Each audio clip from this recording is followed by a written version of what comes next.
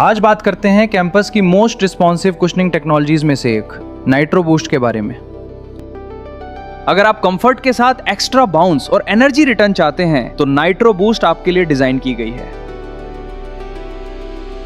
सबसे पहले देखते हैं इसका कुशनिंग टेस्ट। यहां हम एक मेटल बॉल को नॉर्मल EVA सोल पर ड्रॉप करते हैं।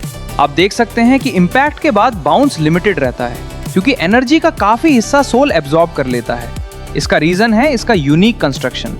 नाइट्रो बूस्ट सोल हजारों छोटी छोटी ETPU बीट्स से मिलकर बना होता है जिन्हें एक स्पेशल फ्यूजन प्रोसेस के थ्रू कंबाइन किया जाता है। इसी वजह से ये सोल नॉर्मल EVA के कंपैरिजन में सिग्निफिकेंटली बेटर कुशनिंग और हायर एनर्जी रिटर्न प्रोवाइड करता है।